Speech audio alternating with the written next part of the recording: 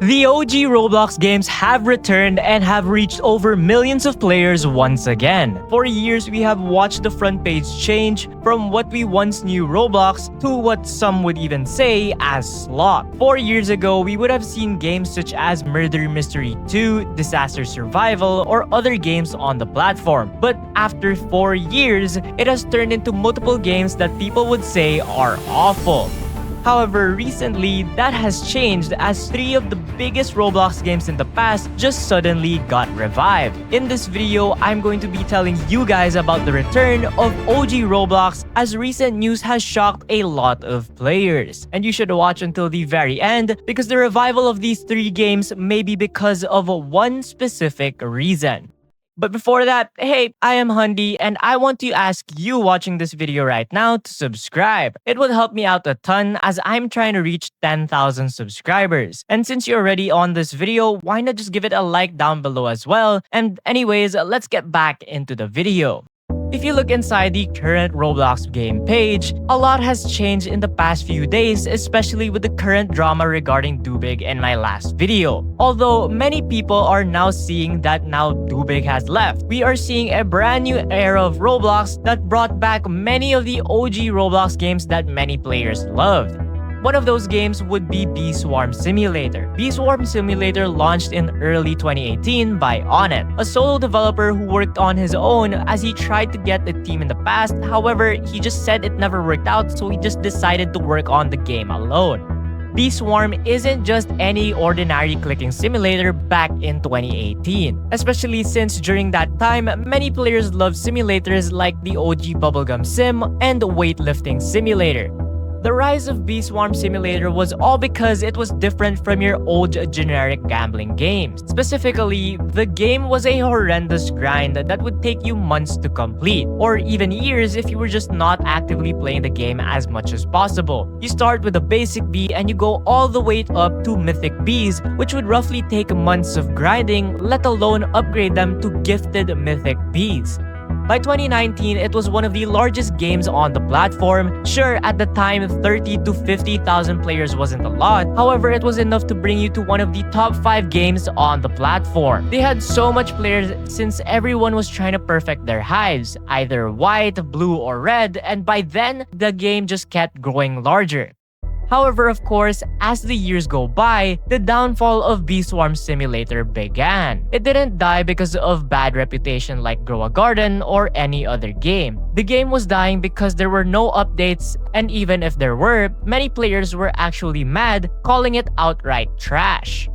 ONETT was a solo developer, which made it very hard for him to push updates. If you watched my last video, you would know that studios like Dubig are massive to the point that they can push out updates every single week. Although for ONETT, being a solo developer makes it so that he struggles in trying to push out these updates. Between 2021 to 2023, the game was practically dead. It was not bringing any new players, and most of the time it sat below 50,000 players or less. Even with other games such as Bloxfruit at the time was reaching over millions of players very easily. By that time, many players were waiting for this event called Beastmas, which was a one-time event during December that gives a ton of rewards to get the best gear.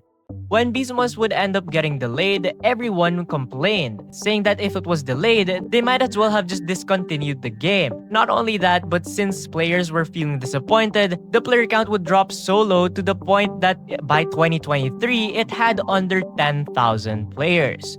By the end of 2023 though, as updates were delayed and as Beastmas never came, many players were spamming in the Discord server, hate comments after hate comments. Everyone had hated ONETT for the lack of quality that the players were asking for. Not because he was a bad developer, but he just didn't have the time as he was limited to what he could even do. However, now that we are at 2025, the return of Bee Swarm Simulator, as now the game had over 250,000 players, making it one of the top 10 games on Roblox. They are now sat amongst the games such as The Forge, Grow a Garden, and Fish, 3 games that were one of the best games on the platform. Although now it starts to question what even happened to make it even reach this high, to the point that they have just gotten a lot of returning players, and not only that, but new players as well. Despite all the hate that they got in 2023, why now? Especially after many people called the game dead.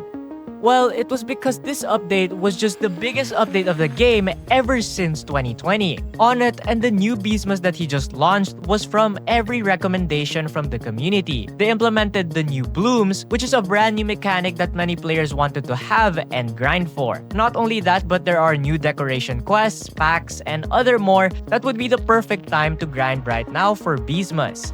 This game just went from one of the most hated games on the platform because of ONETT to one of the most loved by its community since ONETT finally listened. The players stopped cursing out ONETT and the game and started praising him and telling him to drop the next update. But of course, as even I would say, when will that ever be?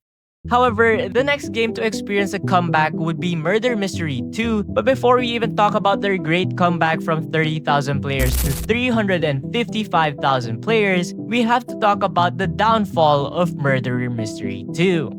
Murder Mystery 2 is a much older game than Bee Swarm Simulator. The developer NIKILIS created Murder Mystery 2 back in 2014, which makes it even more shocking as to see that a game over 11 years old is still popular till this day. The rise of Murder Mystery 2 back then in 2015 was because the game was addictive. Specifically, it was one of the very first games to introduce gambling for loot boxes with their different skins. Despite it being hated nowadays inside other games, nobody really bats an eye towards Murder Mystery as it was purely for cosmetic. These skins that you could get in the game is what made many players play the game for hours on end, trying to get different godlies from different crates inside the game. The trading economy for these skins was also revolutionary, which made many players addicted inside the game. YouTubers would post challenges from trading to the worst skin to a godly one, and there were also entire communities built for just trading inside the game. During its peak during 2016 to 2018, this corrupt knife is one of the godlies that made you one of the most glorified players inside the game. Although Murder Mystery 2 started dying, reaching an all-time low of 30,000 players, which today would be compared as one of the worst games to play. For several years, the game had so much game-breaking bugs that made it unplayable for so many players. The Discord servers for trading became toxic, and groups of team lobbies would farm coins together, making it a cheat to make thousands and thousands of coins. It had over thousands of exploiters as well, making the game completely destroyed. However, the hate wasn't just from the community, as the main developer NIKILIS also received massive hate. Many players were angry that the updates were slow, to the point that it would take months or even years to come. They hated NIKILIS for this very reason, that he was unable to fix everything that was wrong inside the game. They even took it so far as to even call him greedy and to call the entire game trash. While every other game in Roblox was rising, such as for example Blox Fruits or Adopt Me, these games took over the platform and reached hundreds of thousands of players. Meanwhile, Murder Mystery 2 just kept declining in players to its lowest player count ever. But suddenly, from the game being one of the worst games on the platform, it suddenly popped up to be one of the top 10 games in terms of player count. Well, the reason for the revival was because of many reasons. First was social media. Murder Mystery 2 became one of the most trending games on the platform because it was popular inside TikTok and YouTube Shorts. Not only that, but NIKILIS also started pushing out better and better updates out of nowhere, and the Halloween and winter updates of 2024 were actually massive, introducing new evolvable weapons that gave players to grind and to actually play the rounds instead of just standing in the lobby trading. And speaking of the exploiters who grinded out the game, anti-cheats were placed out as well. Well, they might not be perfect, but they were enough to stop multiple mobile users since scripting is harder for them. With the return of Murder Mystery 2, many players were shocked to see that this Christmas, it rose up to being one of the most biggest games on the platform. A game that used to be cursed out is now being compared to games that also made a return like Bee Swarm Simulator. It seemed like Roblox suddenly just returned to how it was during its 2018 or its 2020 era. Although one other game that during those eras made a massive return, a game that has had the biggest comeback and the largest player count out of these three games of 1.3 million players. The game is called Adopt Me. The rise of Adopt Me was one of the most controversial to ever exist. It was made by one of the first ever development studios called Uplift Games. Adopt Me is just your generic roleplay games of today like Brookhaven. However, the game had one thing that revolutionized Roblox forever. The game had pets. But these pets aren't just the slop pets like bubblegum simulators where it's just straight up blocks, but it actually had models which many players loved. Not only that, but it had an insane economy from its rarest pet being a shadow dragon, which many players wanted as it was extremely rare. The trading part of the game was very active, often millions of pets getting traded every single day. It was so famous to the point that it reached over an all-time high of 1.6 million players back then, which was a world record for Roblox for many years to come. However, Adopt Me of course faced massive concerns which eventually led to their own downfall. Adopt Me went from this highly active trading community to a super toxic game, where if you even look inside their Discord server, everyone has turned into a scammer or just straight up a keyboard warrior.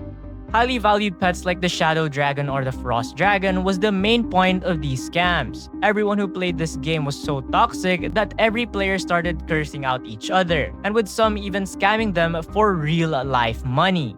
The game also became extremely pay-to-win, even at some point where most players couldn't even afford the rarest pet from eggs. Every player who didn't have Robux to buy pets and eggs were simply unable to trade anymore for the rarest pets inside the game.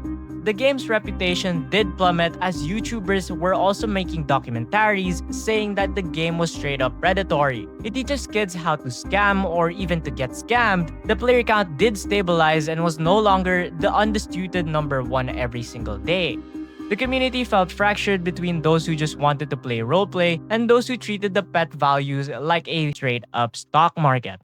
However, in 2025, the comeback of Adopt Me was one of the most shocking things to ever happen. From the game from only having 60,000 players during its downfall to a whopping 1.3 million players, making it the top most played Roblox game even just for a single moment.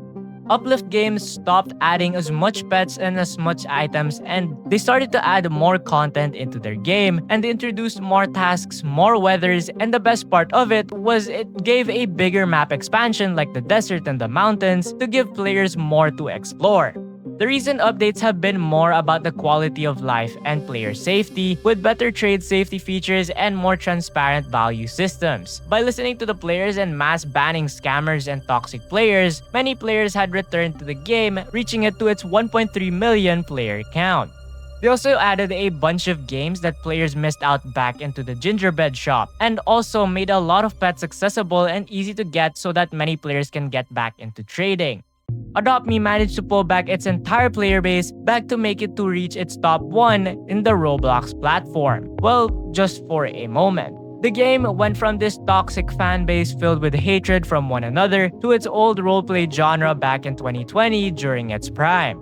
Now, it is December 28. Looking back at the top charts of Roblox, Roblox has managed to revive 3 old games that in its prime shaped Roblox how it is today. It's now even able to compete with the most popular games like, for example, Steal a Brainrot, Fish It, or even 99 Nights in the Forest.